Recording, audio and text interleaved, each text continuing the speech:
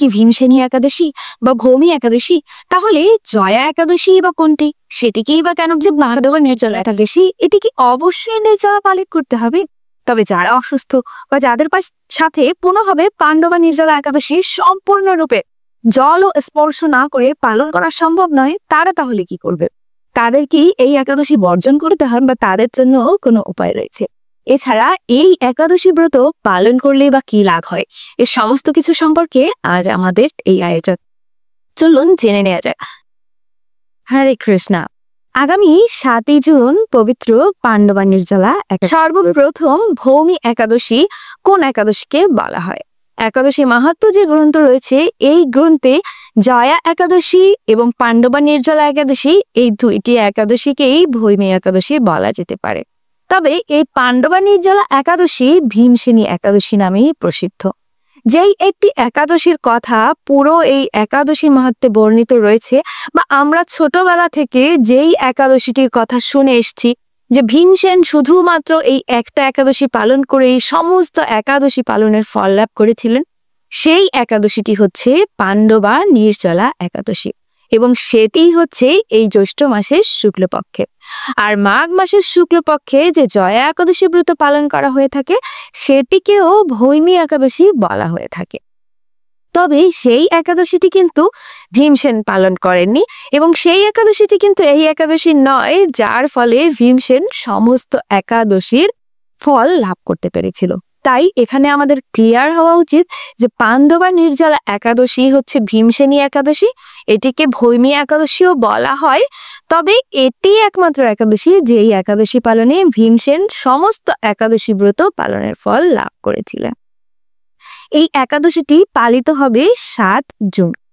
এই একাদশী ব্রত পালনে অনেক মানুষ অসমর্থ রয়েছে, যারা নির্জলা ভাবে পালন করতে পারবে না, মানে সম্পূর্ণরূপে জলও আহার করা যাবে না। অনেক মানুষ রয়েছে যে যারা কর্মব্যস্ত, বিভিন্ন ধরনের কর্মক্ষেত্রে দিয়ে থাকেন, তাদের ক্ষেত্রে এই একাদশী ব্রত পালনের কি বিধান? তাহলে তারা কি এই একাদশী ব্রত পালন করবে না? শাস্ত্রে বলা হয়েছে যে কোনো অবস্থাতেই একাদশী ব্রত পরিত্যাজ্য নয়, আর যারা প্রত্যেকটি একাদশী পালন করে তাদের জন্য নির্জলা একাদশী পালনের কোনো বিধি নেই। আর যারা কোনো একাদশী পালন করেন না কিন্তু চাচ্ছেন ভীমসেনের জন্য শুধুমাত্র এই একাদশী ব্রতটি পালন করবেন, তাদের উচিত এই একাদশীটি নির্জলা ভাবে পালন করার। যদি সম্ভব না হয় তবে অবশ্যই জল, ফল কিংবা অনুকল্প প্রসাদ গ্রহণ করা যেতে পারে, কারণ এখানে বলা হয়েছে কোনো অবস্থাতে একাদশী ব্রত পরিত্যাজ্য নয়। তাই যারা অসুস্থ, গর্ভবতী বা বিভিন্ন কর্মক্ষেত্রে যেয়ে থাকেন, তাদের পক্ষে এই একাদশী ব্রতে আপনারা অনুকল্প বা ফল জল গ্রহণ করতে পারেন। তো চলুন জেনে নেওয়া যাক এই একাদশী ব্রত পালনে কি লাভ হয়। একাদশী মাহাত্ম্য, পাণ্ডবা নির্জলা একাদশী ব্রত। জ্যৈষ্ঠ শুক্লপক্ষের এই নির্জলা একাদশী ব্রত সম্পর্কে ব্রহ্মবৈবর্ত পুরাণে ভীমসেন ব্যাসদেব সংবাদে বর্ণিত হয়েছে। মহারাজ যুধিষ্ঠির বললেন, হে জনার্দন, আমি অপরা একাদশীর সমস্ত মাহাত্ম্য শ্রবণ করলাম। এখন জ্যৈষ্ঠ শুক্লপক্ষের একাদশীর নাম ও মাহাত্ম্য কৃপাপূর্বক আমার কাছে বর্ণনা করি। শ্রীকৃষ্ণ বললেন, এই একাদশীর কথা মহর্ষি বেদব্যাস বর্ণনা করবেন, কেননা তিনি সর্বশাস্ত্রের অর্থ ও তত্ত্ব পূর্ণরূপেই জানেন। রাজা যুধিষ্ঠির ব্যাসদেবকে বললেন, হে মহর্ষি দ্বৈপায়ন, আমি মানুষের লৌকিক ধর্ম এবং জ্ঞানকাণ্ডের বিষয়ে অনেক শ্রবণ করেছি। আপনি যথাযথভাবে ভক্তি বিষয়ে কিছু ধর্ম কথা এখন আমাকে বর্ণনা করুন। শ্রী ব্যাসদেব বললেন, হে মহারাজ, তুমি যেসব ধর্ম কথা শুনেছ, এই কলিযুগের মানুষের পক্ষে সে সমস্ত পালন করা অত্যন্ত কঠিন। কলিযুগের মানুষদের জন্য অনেক ছাড় রয়েছে, কারণ এদের স্বল্প আয়ু, স্বল্প বুদ্ধি, স্বল্প জ্ঞান। তো এই সব কিছু অল্প অল্প থাকার কারণে তাদের পক্ষে খুব জটিলভাবে ধর্মাচরণ করা অসম্ভব। তাই কলিযুগের মানুষদের জন্য অনেক ছাড় রয়েছে। যা সুখে, সামান্য খরচে, অল্প কষ্টে সম্পাদন করা যায়, অথচ মহা ফল প্রদান করে এবং সমস্ত শাস্ত্রের সার স্বরূপ, সেই ধর্মই কলিযুগের মানুষের পক্ষে করা শ্রেয়।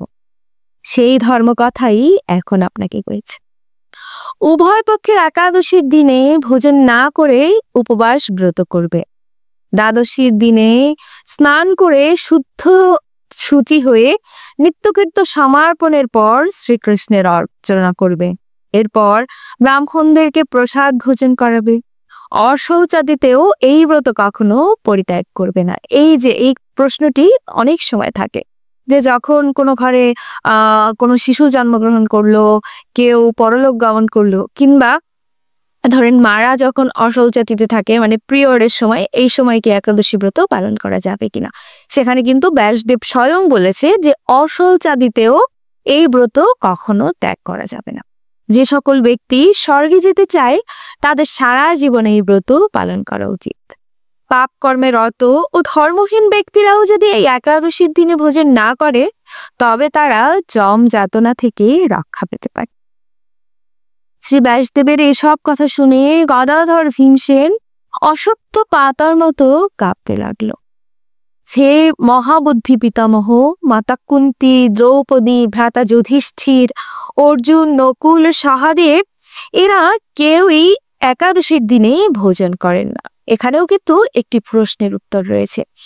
যেই কথাটি আমরা সব সময় নিয়ে দ্বিধাদ্বন্দ্বের মধ্যে থাকি যে যারা হচ্ছে সধবা তাদের কি কোনো একাদশী আছে, সধবার কোনো একাদশী পালন করা যায় কিনা, বা সধবা নারী একাদশী পালন করলে তাদের স্বামীদের ক্ষতি হয় কিনা, এমন ধরনের বিভিন্ন বাগ বিতণ্ডা রয়েছে। তার উত্তর কিন্তু এই একাদশী মাহাত্ম্যে ভগবান শ্রীকৃষ্ণের উপস্থিতিতে স্বয়ং ব্যাসদেব বলছেন।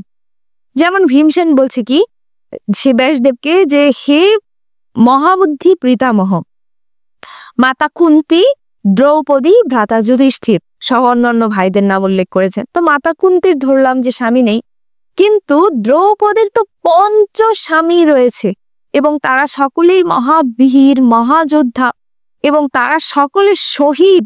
দ্রৌপদীও কিন্তু একাদশী ব্রত পালন করতেন। তবে সেক্ষেত্রে আমরা কেন দ্বিধান্বিত হব যে আমরা যারা সধবা আমাদের একাদশী ব্রত পালন করা যাবে কিনা? অবশ্যই উচিত একাদশী ব্রত পালন করা, এবং যে নারী স্বামী সন্তান সহ একাদশী ব্রত পালন করে তিনি জন্ম জন্মান্তর স্বামী সন্তান সোহাগী হয়ে থাকেন। তো আমাকেও অন্ন গ্রহণ করতে নিষেধ করে, কিন্তু দুঃসহ ক্ষুধা যন্ত্রণার জন্য আমি উপবাস করতে পারি না। ভীমসেনের এরকম কথায় ব্যাসদেব বলতে লাগলেন, যদি স্বর্গাদি দিব্য ধাম লাভে তোমার একান্ত ইচ্ছা থাকে তবে উভয় পক্ষের একাদশীতে ভোজন করবে না। তদুত্তরে ভীমসেন বললেন, আমার নিবেদন এই যে উপবাস তো দূরের কথা, দিনে একবার ভোজন করে থাকাও আমার পক্ষে অসম্ভব, কারণ আমার উদরে বৃক নামক অগ্নি রয়েছে। ভোজন না করলে কিছুতেই সে শান্ত হয় না। তাই প্রতিটি একাদশী পালনে আমি একেবারেই অপারগ। হে মহর্ষি, বছরে একটি মাত্র একাদশী পালন করে আমি যাতে দিব্য ধাম লাভ করতে পারি এরকম কোন একাদশীর কথা আমাকে নিশ্চয় করে বলেন। তখন ব্যাসদেব বললেন, জ্যৈষ্ঠ মাসের শুক্ল পক্ষের একাদশী তিথিতে জল পান পর্যন্ত না করে সম্পূর্ণ উপবাস থাকবে, তবে আচমনে দোষ হবে না। ওই দিন অন্নাদি গ্রহণ করলে ব্রত ভঙ্গ হয়। দেখছেন এখানে বলেছে যে অন্ন আদি মানে অন্ন সহ যে পঞ্চশস্য রয়েছে এই সমস্ত গ্রহণ করলে ব্রত ভঙ্গ হয়, কিন্তু কেউ যদি অনুকল্প প্রসাদ গ্রহণ করে তবে ব্রত ভঙ্গ হবে না। তবে উচিত হচ্ছে সম্পূর্ণরূপে নির্জলা একাদশী ব্রত পালন করলে। আর আরো একটি প্রশ্ন রয়েছে যে সেদিন তো নির্জলা একাদশী, তবে আমরা যখন শুদ্ধি হওয়ার জন্য আচমন করব, সেই আচমনের জল তো আমরা ভিতরে গ্রহণ করব, তো সেই আচমনের জল যদি আমরা গ্রহণ করি সেই ক্ষেত্রে আমাদের একাদশী ভঙ্গ হবে কিনা? উত্তর কিন্তু এখানেই বলা হয়েছে যে আচমনে দোষ হবে না। একাদশীর দিন সূর্যোদয় থেকে দ্বাদশীর দিন সূর্যাস্ত পর্যন্ত জল পান বর্জন করলে অনায়াসে 12টি একাদশীর ফল লাভ হয়। বছরের অন্যান্য একাদশী পালনে অজান্তে যদি কখনো ব্রত ভঙ্গ হয়ে যায় তাহলে এই একটি মাত্র একাদশী পালনে সেই সব দোষ দূর হয়।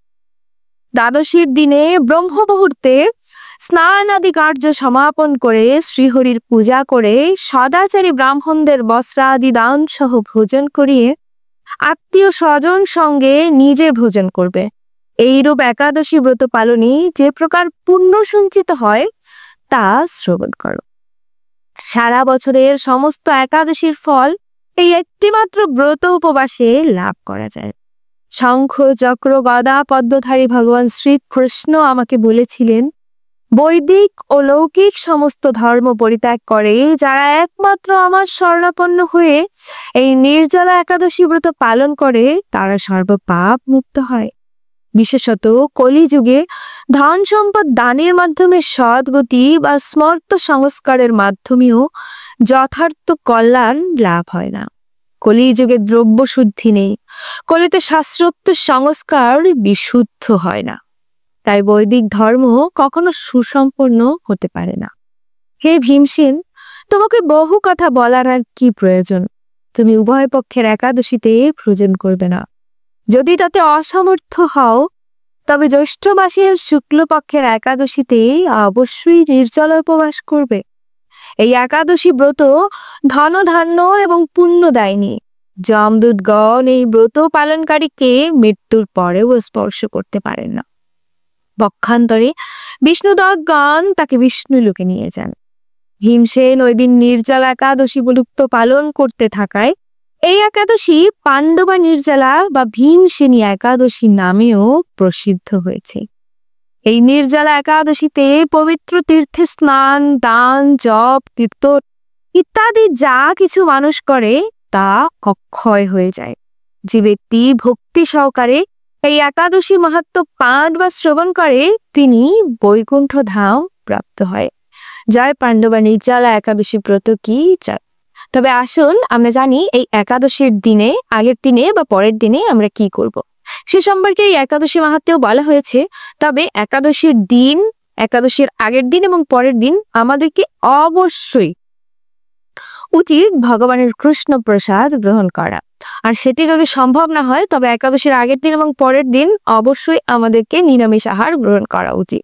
যারা হোস্টেল বা বিভিন্ন জায়গায় আছেন তারা 3 বেলায় প্রসাদ গ্রহণ করতে পারবে, তবে উচিত হচ্ছে যে কোনো ধরনের আমিষ জাতীয় দ্রব্য যাতে গ্রহণ না করা হয়। একাদশীর দিন সকালবেলা সূর্যোদয়ের পূর্বে মানে ব্রহ্ম মুহূর্তে ঘুম থেকে উঠে স্নান করা উচিত এবং ভগবানের সেবা পূজা করে অধিক সংখ্যক নাম জপ করা উচিত। ভগবানের নাম শ্রবণ কীর্তনেও অধিক ফল লাভ হয় এবং ভগবান অত্যন্ত খুশি হন। একাদশীর দিনে ভগবানের বিভিন্ন লীলা পাঠ, ব্রত কথা শ্রবণ বা কারো কাছে আপনি বললেও সেমই উপকার হবেন।